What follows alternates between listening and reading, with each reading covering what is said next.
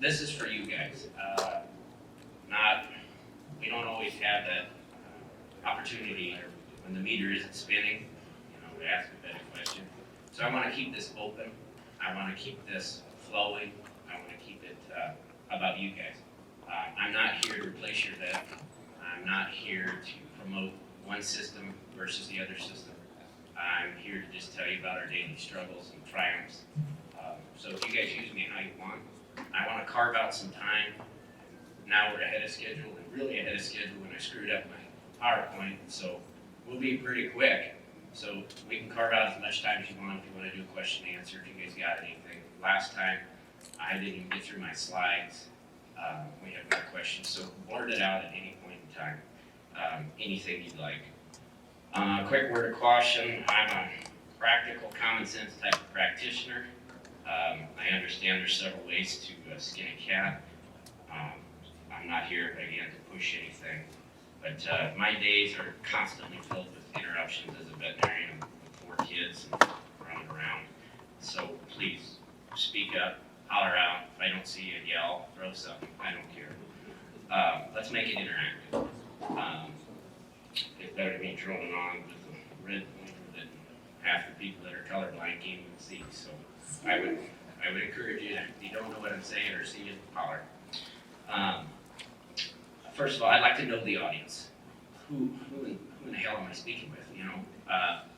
You guys are either got barns or thinking about getting barns or looking at this confinement system. Who here, by show of hands, is in the feedlot or backgrounder sector or looking into it? That 1, 2, 3, yeah, okay, go. Handful, and then the cow-calf side. Okay, cool. This is kind of a little more tailored to cow-calf, just because I spend a lot more time there. In our system, in my system, the clinic I come from, we do everything. We go to different states and stuff. A little quick background about me. Yes, I do a lot of embryo transfer. I'm a certified practitioner, IVF, OPUs, all that type of stuff. But I also do a lot on the feedlot backgrounder type stuff. I come from a clinic of 22 veterinarians. I'm the only guy that does embryo transfer because I'm a dumbass, evidently, like not me home. But I come from a very large swine production company. We market about 1.8 million head of feeder or fat hogs a year. We currently manage about 152,000 or more sows we either own, clients own, we manage for. And that goes all the way from data entry to HR, which is my arch nemesis, and everything in between, whether that's feeding, firing, hiring, all of that type of stuff. We're spread out in about 13 states throughout the Midwest. On our swine side and on our construction side, about 13. Bovine, we kind of touch about, Clayton, help me out, how many states do we represent just in embryos? A lot, okay. So we do, yeah, we go kind of all over. But to get a better idea of these systems, that's my really long intro. We can sure get started here. I will try to throw in some feedlot stuff. If you got any questions, feel free, because we deal with all kinds of situations. Start with my newly shortened slides now. Okay, so if we're talking about confined cattle, we're going to definitely talk about a paradigm shift. Depending on the situation at hand, particularly in the cow-calf sector, confinement without a doubt is a paradigm shift. Taking the cows off the grass and feeding them, whether like, doctor, the nutritionist guy yesterday, I enjoyed his talk, can't remember, but moving that from grazing the summer, potentially grazing at different times of the year. We got to look at it in a different way. I'm here to tell you different things will work and can work, but you have to treat them differently. There's nothing more annoying to me or any other veterinary colleague is, this is the way Grandpa did it. It just drives me up the wall. You got to look at it a different way. We're in a different world from when they were running their operation. Me, just like you guys, our land prices are through the roof. Anywhere from way over $10,000 to up in Northwest Iowa, there's some $20,000. Me being the dumbass I am, well, a month ago I was over by Illinois doing OPUs, And I opened my mouth when I heard two clients talking about going to a farm auction. I said, what's it gonna bring? And he says, well, it's decent ground. I said, what's a CSR? He said, well, in Illinois we use a production index. I said, okay, what's it gonna bring? He said, well, somebody just bought like 160 for 14.5. Aspirating a cow. I said, who's that dumbass that does that? He does. So I don't know how you make that cash flow, but just take $10,000 in general, and a commercial guy, try to make that pencil. It doesn't pencil. If you go out and try to just graze it doesn't work. So we got to look outside the box. That's what I'm here to say. You got to look outside the box. Don't get stuck in that one paradigm. There's different models to look at, and I think this is really cool. You guys got coming up next where you do some farm tours, and make sure it's okay to take pictures. Ask questions. Ask a ton of questions. This is your time. In our area, or where I'm at, we look at total confined cow-calf. We use feedlots. We use feedlots to gestate cows or calf-cows, slatted barns, hoop barns, old hog barns, reconfigured for cow barns, potentially open barns, modified barns. We do a little of everything with what we got, and depending on what their banker will allow them to do.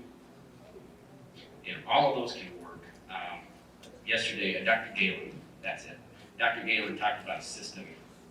He didn't know of anybody that did cows on slats. I've got one example of that, and that was a horrible mistake. And if anybody else can correct that, please feel free. I'll just give you the scenario. It was a late summer night. Got home, got kids fed and watered, playing with them, maybe mixing a mixer, get a phone call, client in North Central Iowa that's got several slatted barns, calls and says, hey, guess what? They feed about 10,000 head of feeders on slats. They said, guess what? Yeah, we're adding those outdoor lots and they're not done yet. I said, yeah, I just bought 1,500 cows. Okay, they bred? Yeah, duty calf first of August or September. Where? Missouri. Pregnancy sale barn? Yeah, they're gonna calve earlier. And so they threw them all into some slats, and that was a disaster. Newborns on slats, it's horrible. It just tore up. And they did a definite big push for the rubber mats on slats, definitely. Go see those guys. They're worth their weight in gold. They didn't have them like this. So yeah, we had feed issues, we had hip issues, and of course, trauma is one of our number one causes for lost calves. So definitely a bad experience. Don't want you to have that. They put them in there just for a staging area so they could finish that feedlot. Well, we had so much fallout, we had to hurry up and move and make some makeshift pens while they're building their permanent pens. Don't want to do that.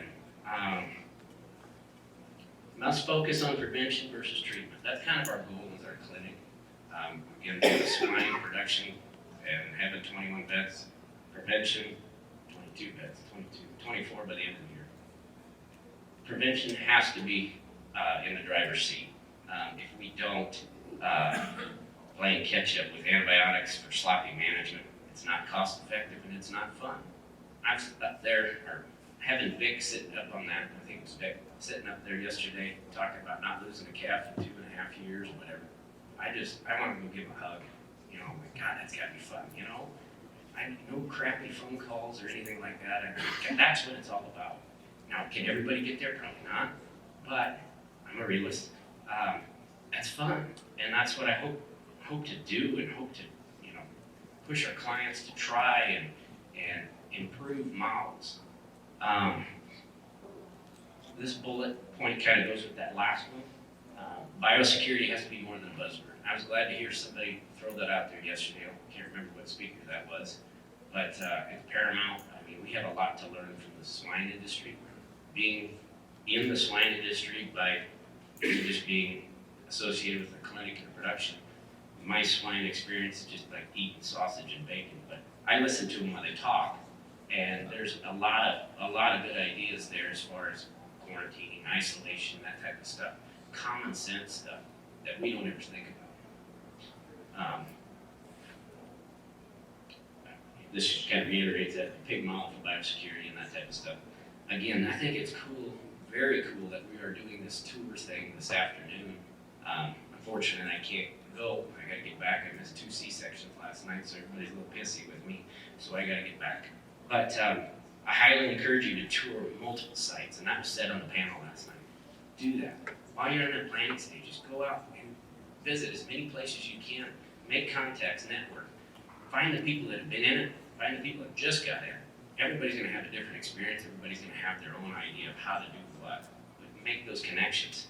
But when you do that, I highly encourage you to be respectful of their place, their hard work, their banker's money, and everything else. You know, park away from it. Don't bring your dirty pickup up from your pasture or your field or whatever. Park it right up there. Don't wear the same boots. Ask for booties, whatever. Be respectful. A little biosecurity goes a long way, not only for their herd. You don't want to track something back to your own herd. So, again, just a common sense kind of thing. So, I jotted down some notes here. This is a good time to, since it's a good segue, I'm just thinking if you're taking these tours and you're going to practice some biosecurity, because I said the word, now you're going to do it. This is a great time to look into different ventures. You know, you're going to go look at some, I know there's some confined ones with feedlot. I don't know if there's cow-calf. I didn't read that far ahead, but looking into different ventures. If you guys are just ready to dip your toes in, ask those kind of questions. There's different things. Going back to Grandpa, the way Grandpa did it, this is how he did it.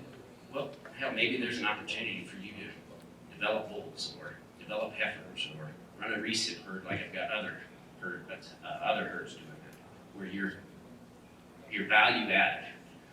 It'll help that bottom line, especially pay off some of these buildings or concrete and that type of stuff. So keep your mind open. Educate yourself with whatever goes with that and the challenges associated with that. So here's my big picture item. The goal here in these systems needs to be increasing immunity and mitigating the disease challenge load. Hopefully that's pretty self-explanatory. Increasing immunity both in the cow and the calf. We need to focus on boosting the natural and stimulating the immunity of those cows and calves. We are asked and tasked with the steps that need to reduce the challenge load. That'll make more sense when we start talking. Some of that's just biosecurity, some of that's just manure management, scraping more often, or the bed pack and that type of stuff, calving pin management. We'll get into any of that, but anybody's got any questions, shoot them out. A big takeaway I've learned working with these things, I've been out of school since 2008, and I've been thrown into these things since day one. Find the right cow for your system. I gave a long example last time up here about a 700. I don't know what I did. I'm gonna need help. Yeah, sorry. Anyway, finding the right cow. Oh yeah, you see the next bullet too. But going back to that, finding the right cow for your system. Now I'm gonna pick on the cow-calf sector, but also at the panel last night, we talked quite a bit about, I feel like I'm crouching, that right calf for your system. You know, slatted barns, yes, I agree. Those long-fed calves on slats, sometimes they do tend to break down once you start taking that first cut or before first cut. Cows, I'm not a big fan of big cows. I deal with them on a daily basis in the donor pens of 1 ton plus girls. That all they have to do is just make eggs. Those are hard on the feed bill. They're hard on everything else. I like that moderate frame cow in this situation, depending on your situation, especially for a commercial guy. A little hybrid vigor, away you go. My last big bullet point here, you need to find or create a team that has a similar goals for your operation. I'm super here. I think Dusty started this when I heard that yesterday. Finding the right banker, finding the right nutritionist, finding all of the same people that have the same mindset and that can sit down with you and figure out what your goals are and help you to reach them and then stretch for those next ones. I might be the only vet out here, or maybe not, that actually looks forward to meeting with a nutritionist. You've got to lean on those guys. In these systems, and every other system, health feeds off of nutrition, or nutrition feeds off of health, however you want to look at it. So you need to be an active part of that team, or have that team that's all working for the same common goal, whether that's reproduction or that's feed efficiency, gain, whatever. You need to sit down and everybody needs to look at each other and say, how are we going to do this and do it the most cost effective way? These are newer systems. Yeah, they've been out for a little bit. I got one joke with one client that here in 10 years, we're going to be okay at this. We're not there yet. We can still fine tune things daily, whether that's feedstuffs, whether that's labor, however we can do it. We've got to be able to keep moving with this system. We don't want to get set in our mindset that this is the way we have to do it. I always encourage people to take a look at different avenues, whether that's feeding, feedstuffs, or storing your feedstuffs, or how we're even vaccinating calves. There's different ways to do stuff. There's different ways to look at it. You got to always encourage yourself to learn. And that's what I love. I don't know how many people are here, but you guys are here taking that first step, or maybe second step. I just love it. All right, so on the cow-calf, I'm going to pick on them first and foremost. Where to start? I always pick on the cow first. It's well known that older cows, middle-aged cows, have been exposed to more stuff, more antigens. They can make a better colostrum-filled milk, or full of antibodies. We know this.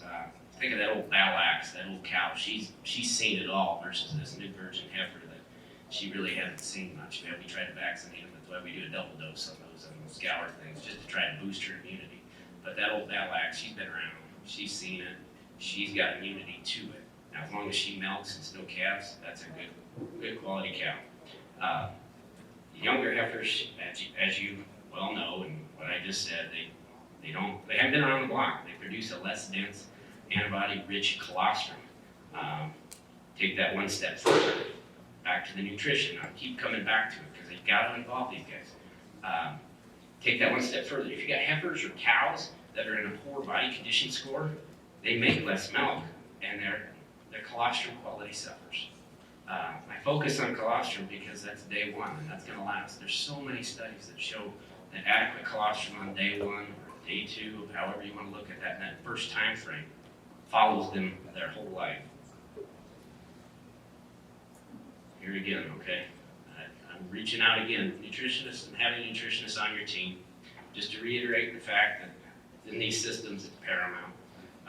Cows are highly adapted to grazing scenarios, and they find what they need, and they're pretty good at balancing it. When they're out grazing, they might graze here, graze there, they're funny that way, but they know what they need. You think about it, in a confined setting, we're delivering feed to them, right? The only other thing they can eat is whatever we're bedding with, if we are bedding. So yes, we've got to take that into consideration, especially after this last year. Another side note, the derecho, that was a hell of an experience for our neck of the woods. We went right through us. We had a lot of down corn. Of course, you start baling corn stalks with down corn, we got a lot of acidosis. You gotta take that in consideration. We're bedding with corn stalks that is filled with corn. So just one more thing, one more curve one more curveball to dodge. Let's see, where the hell is it going? Starting with that. Oh, nutritionist, test your water. Okay. So having not only the proper feedstuffs and a nutritionist, test your feedstuffs, whatever that is, whether it's a silage, rilage, earlage, whatever, hay, whatever you're using, work with your nutritionist to get, they know exactly what they need to feed and what to deliver. We just got to make sure we're doing that on a day-to-day basis. Testing your water. Several scenarios I can give you. A couple of them involved us in lawsuits and being at our clinic, being involved in some litigations with a newer facility that was just built. The well driller came, drilled, everything went well until the cows got put in. Cows got put in, cows started dying. Cows started dying left and right. Nobody could figure it out. We got called in, they just said, let's just take some samples, send it up to the D lab. We took the samples in. The water that they were getting pumped had the salinity. It was more, they had more salt in that well than they do out in the ocean. So they're actually dehydrating themselves by drinking water. So it further compounded everything. It was a train wreck. Of course, come to find out, the well digger didn't test the water, and neither did the producer. So they both wanted to go at each other. It's a fun little exercise in how much a lawyer gets paid. I don't recommend it, but just avoid it. Test your water, and I would test it regularly. It's pretty simple. I mean, most of those places will test it for free. If not, it's worth the investment. I've also had issues with reproduction on cows. Going back to well water, we feed a lot of DDGs in our area. We've got ethanol plants all around us. It's an additive effect. You start adding sulfur and sulfur in the water and sulfur in the feed. It's an additive effect, and it will negatively affect reproduction and or other things. You know, the stereotypical one in the feedlot is just the polio, you know, the post pushers. You need to avoid that. And again, back to the nutritionists. Work with them on that. Let's see. A cow's diet should provide adequate energy and protein. Calves born to energy deficient cows will have a reduced amount of brown fat, which supply energy for the calf to survive initially. Pretty self-explanatory. You gotta have them, you gotta feed them. One thing we always say is you've gotta feed for the age and stage of that cow. Pretty self-explanatory. If she's in heavy milk, we've got to feed for it. Let's see. Calves born to cows that did not have adequate protein and energy are less likely to stand and nurse immediately after birth. Another no-brainer, but I'm all about slapping people in the face and saying, feed your cows. Again, that day one lasts the lifetime of that calf. Fun little fact here, 80% of fetal growth occurs in the last 50 days of gestation. That's a huge energy and protein demand. Again, going back to that, you've got to feed for that age and stage of that cow. And you can have a cow, I'm picking on cows again, you can have that cow and she can kind of coast, through most of that gestation to a certain extent. But you've got to ramp her up prior to calving and back to calving. I mean, work with your nutritionist on that. I'm not here to tell you how many mega cows there and that and all that jazz. That's not my job. I just leave it to them and say, make it work. But we've got to be smart about it.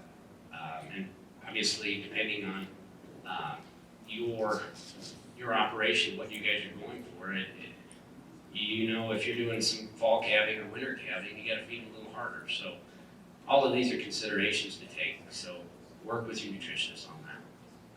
No-brainer here, depending on setup, feed a coccidiostat. Coccidiostat, Agromedicine, Bovatec, just a no-brainer. On cows, yes, the feed efficiency, but you also increase the threshold for them shedding coccidia to that newborn calf. As soon as he becomes 3 weeks of age, he can get it, and then he's auto-infected. The minute he poops it out, he could get reinfected. So raise the bar with the coccidiostat. On the feedlot side, if you're not, you should be. Feed the coccidiostat again for the feed efficiency, the decreased bloating, but then as a coccidiostat as well. You're talking pennies a day. Okay, so on this next slide, since we've been talking about colostrum, here's just, I don't want to get lost in the weeds or anything like that, but I'll use my red pointer now so somebody can see it. So if you just follow this bottom line here, the body condition or the BCS of a cow at calving, not the way. Pretty simple. I mean, there's a positive correlation that as you go up to a body condition or an ideal body condition of a cow at calving, lo and behold, she makes higher, denser, antibody-rich colostrum. No brainer. I mean, this is well known, well-researched and everything else. We consider this protection. As long as it gets into them, it gets absorbed by a certain time frame, we feel that calf is protected. Like I said, I don't want to get lost in the weeds. This is a pretty simple diagram. I think I just grabbed it off the internet somewhere. But just another thing, just to slap you in the face, feed your cows. This one I think I took off the University of Lincoln, their website. The two things to think about with colostrum, obviously one, the quality, which I've been trying to hammer through as far as feed your cows and have them in the right body condition prior to calving and after calving, but also the timing of colostrum. Here is just, if you follow again on this bottom line, this is hours post-birth, so here's your 24, 1 day old, and your absorption starts here around 35% roughly, and as that calf ages, absorption of that colostrum goes down. Everybody knows this is a well-known phenomenon.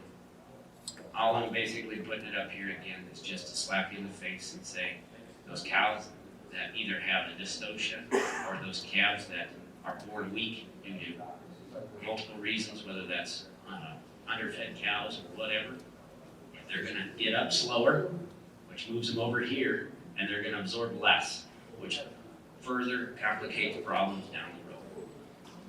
My dad is a mechanic, so all I ever grew up listening was, no, what'd you break?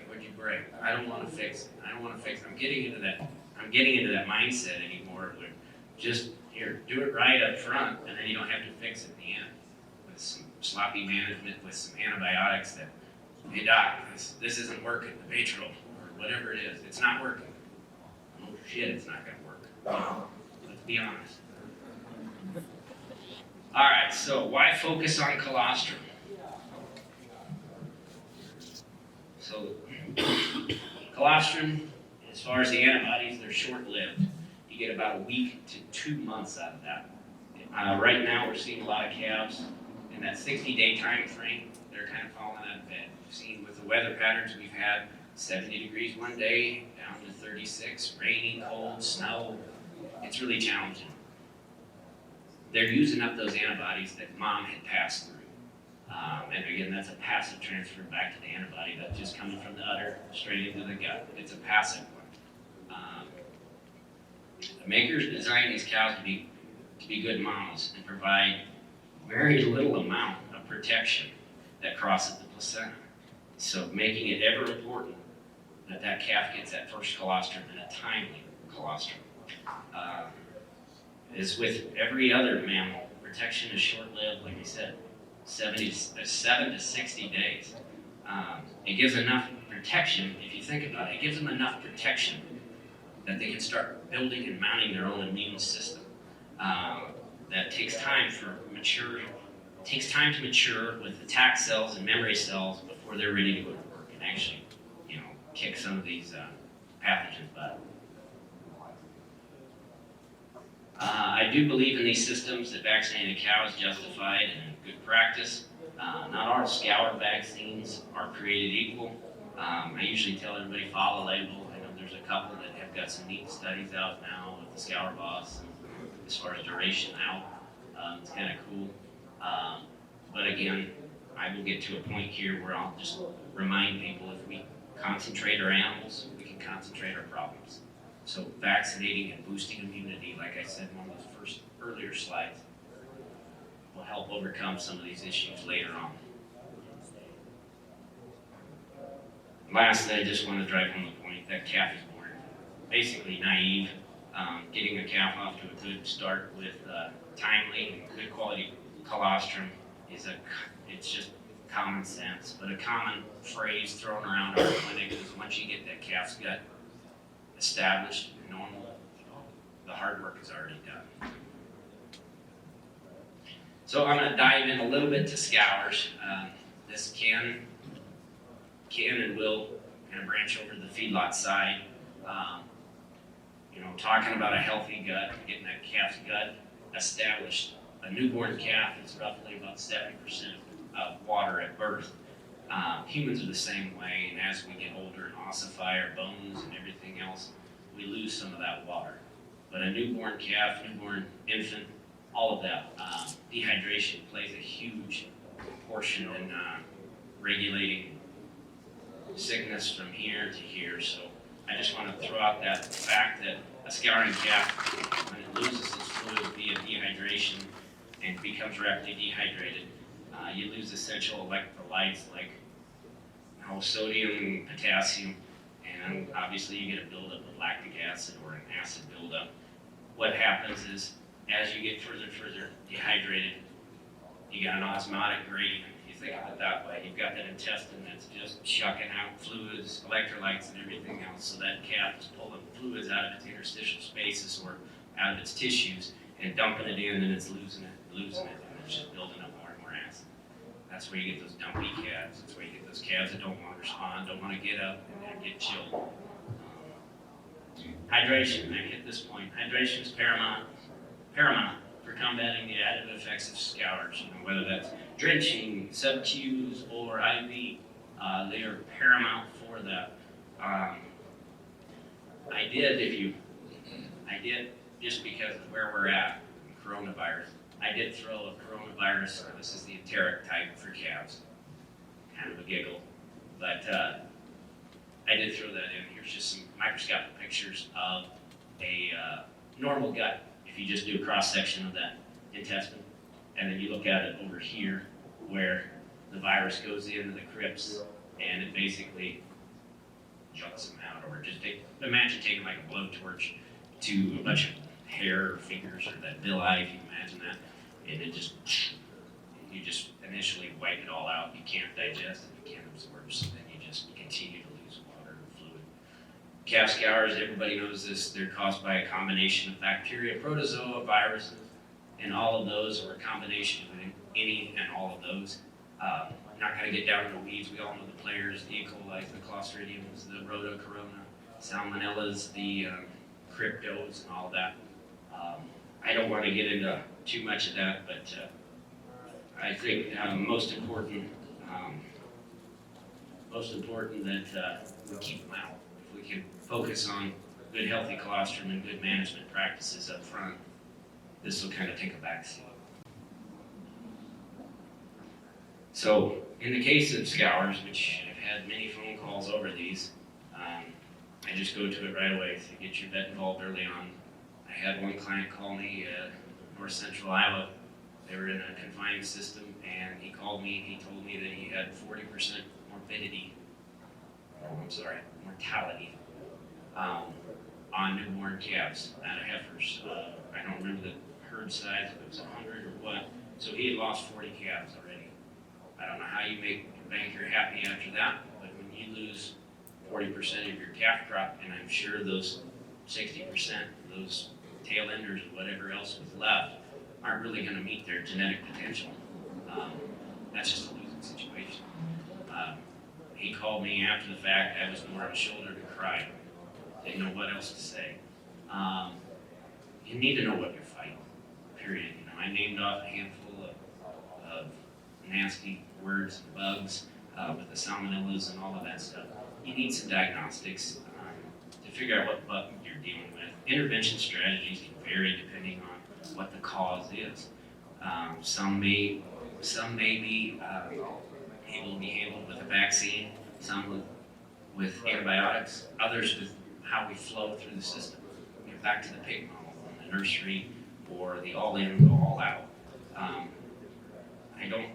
You just can't be closed-minded when the vet comes and says, okay, you've got this, you've got to break this chain, you got to break this cycle. One thing I kind of enjoyed, see that didn't get added either. It was added, but it didn't get on here. Anyway, the Sandhills calving method. We talked quite a bit about it yesterday. Huge proponent of it. Groundbreaking. Simple. Really simple. We incorporate it all the time. Guys with cornfield that are calving. Basically, the whole premise of calving, our Sandhills calving method, when calving, you put a group of cows here, these calve, those that didn't, move them. Move them. Keep moving. You're going to have calves that are now 30 days old, not next to calves that are 1 day old. You've moved them. It takes a little more effort, but it cuts scours down. Unless you got that guy that tracks over here to here, be smart about it with your boots. Don't run around in the 30-day-old ones, treating those guys, not washing hands, not anything, and then jumping over into your newborns and, well, we better process these newborns or something like that. Common sense, people. Wash your hands, wash your boots, whatever you need to do. It's just common sense. We have so much to learn. I hate to say it, we do have quite a bit to learn on that subject. Common sense. I don't know if I can drive this point home anymore. Wear gloves. I got a couple vet interns that would definitely agree with that. The one gal got crypto twice out of our clinic. I made a joke. I said, quit chewing your fingernails, just as a joke. She said, yeah, I know it's a bad habit. Yeah, it is. It is a bad habit. And yeah, I mean, it cost her about 20 pounds. And most of her pay that summer, just by hanging out at home and in the hospital. But just common sense, people. Wash your hands. Calf diarrhea, there's several of those, like the crypto that she got is zoonotic. It's very contagious to you and me. I always worry about older people, and I worry about infants or younger kids. So again, biosecurity, not only within your own herd, but within your own family or your workers' family and everything else. Yes, several types. We just said that, zoonotic. Practice biosecurity intervention strategies must include practices to break a cycle. That may mean moving something out or moving something in. Just be open to that stuff. But we have to figure out, one, what we're fighting, and two, the best intervention strategy to break that cycle. Let's see, separate people for, I think it's supposed to be from sick and newborn calves. I'm not real sure what I had on that, but it's probably good practice. We had separate boots and coveralls may be needed. Now, this isn't for everyone. I'm not saying it needs to be. We've had some Holstein nurseries where we're getting calves that are a day old, and we're putting them in double L nurseries, and some old veal barns, but we were bottle feeding them and then taking them all the way up to slaughter. Yeah, I mean, Corona, Rota, all those things are endemic in there. So we almost got, when we did get to the point where we'd fill one room like a pig barn, you go in and you fill it. And then when you go in to do those chores, you had the same common alley, or same common hallway, but you threw on a different Tyvek and boots, and you went into there with different gloves. You came out and you hung that one up, and then you went to the other room and you did the same. And we would drastically reduce transmission and spreading. And you got 400 or 500 little calves there, and they're all varying ages, and they're all on a roof with no sunlight. We talk about disasters. We worked through a lot of those, but just a simple one, and what cut costs as far as antibiotics, electrolytes, everything else. It's just simple boots and gloves. Okay, cleanliness. Let's see here. Cleanliness is next to godliness. These need to be, I mean, I don't want to overstate it, but typically how we do things at the clinic and how we encourage when we set up SOPs at new clients or review clients as SOPs, basically you have, oh dear God. You have two sets, one for sick calves and one for healthy calves. Pretty simple, right? Those are labeled. Those are, whether that's for antibiotics, whether that's for vaccines, whether that's for whatever drench or whatever you're using at that point in time. Basically, one for sick calves, one for healthy calves. I've got listed esophageal feeders, or hauling guns, anything to that effect, bottles, nipples. How stupid is it, and how bad would you feel if you look back and say, I just drenched that really sick calf, then I went over, I filled it back up with milk powder, and then I went and drenched the newborn in some colostrum. You never rinsed it in between. It's simple things like that that just add up. Everything, the devil's in the detail. Pretty self-explanatory there. Cleanliness. Okay, this is like a standard right off the internet. Standard disinfection protocol. This is an SOP we'll set up at any new place or try to review, but just a simple rinse, wash with soap, and this would be like those esophageal feeders or tube feeders, bottle feeders, however you want. We use a lot of enema bags, truthfully, and those work pretty well to drench too, but this would be a good example of that. You rinse or soap, maybe scrub with a brush if you got, you set it down in the pen, you got manure on it. Well, that's a really good vector to take into that next calf. So clean it, rinse it, let it dry. Final disinfectant prep on before. You can and can't, word of caution there. Disinfectants are great. They're really good at killing things. It's really good at killing vaccines as well, and some antibiotics. And some antibiotics are really good at killing vaccines. So again, back to that slide before where I had used different ones for healthy things. You've got to have treatment syringes. You've got to have vaccination syringes. Some vaccine syringes, we use a lot of just colored electrical tape. A red nose gets a red tape. Black leg gets a black strip of tape. Label those. There's adjuvants in black leg that stimulate the immune system because it's a killed vaccine, right? Well, those adjuvants will kill that modified live vaccine. So we don't mix those. We don't use disinfectants with those. Vaccines, antibiotics, those are a little exempt, but anything going in the mouth, like a tube feeder or anything like that, needs to be disinfected. Hands always need to be disinfected by all means. Let's see here. Calving pens, I've just got a lot of words right here. Feel free to read it. These are my last point. We will still deal with the same issues as your grandfather: cleanliness, comfort, removal, and replacement of bedding. At one of the most crucial and vulnerable stages of a cow, and especially calf's life, we can rely on old technology. Get the manure out. That's pretty simple. Keep that cow comfortable. Keep that cow. Somebody said it here. I think it was Dan just a minute ago. That cows can perform when they're cold.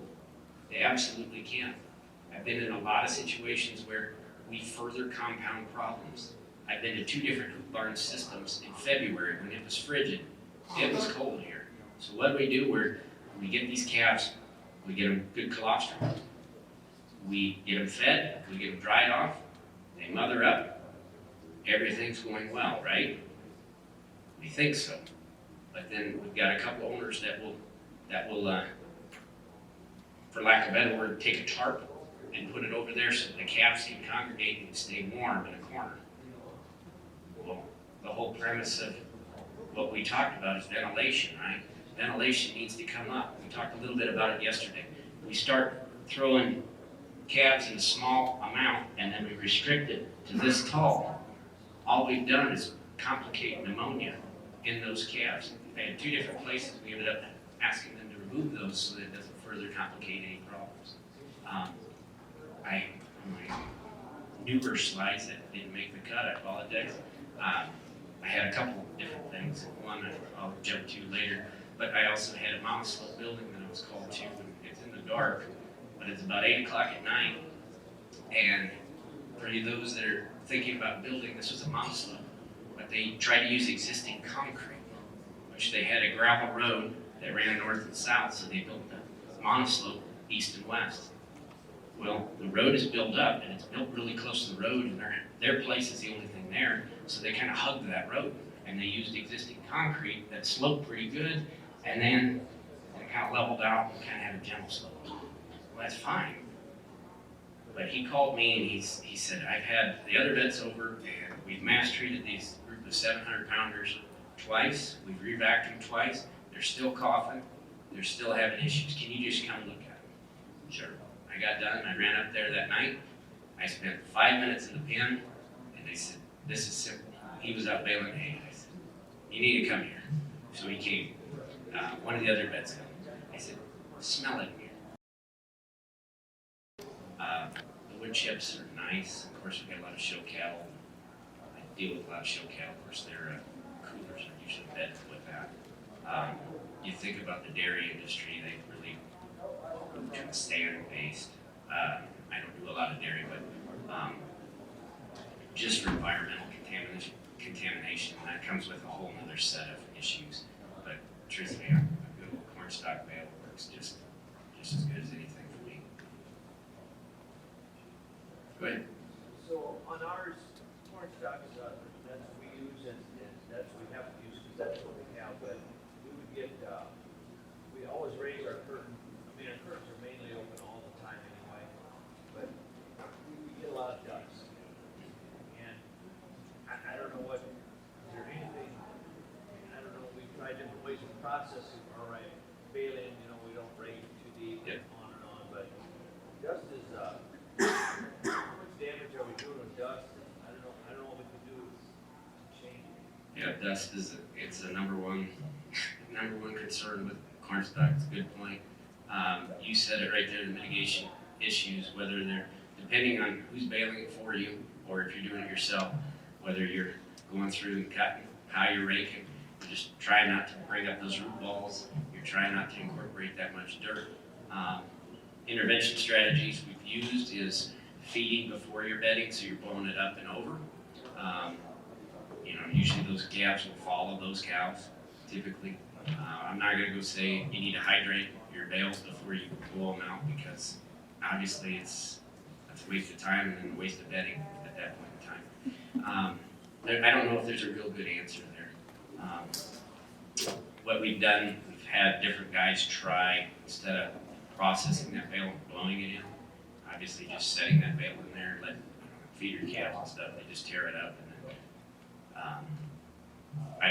you blow yours in, or how do you do it? Yeah, we've got a top unload processor. The one thing that we're gonna try this fall that somebody else told me is, they're going to, they run a big roller over their corn stalks after they combine, right? Yep. They're chopping corn and then they run a big, like, packer Yep. over it, flatten all those things down, and then they can get more sensitive with their rate Gotcha. to maybe not bring as much dirt in, but, we're gonna try that, just to see if we can minimize it, but yeah, with the top unload blower, I mean, it bed perfectly in there. Oh, yeah. And you try to create more. Yeah.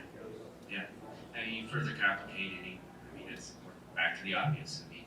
You're throwing, we talk about decreasing challenge loads, especially on those calves' lungs, and here we are blowing dust right at them, saying, here, hope you enjoy your bed pack.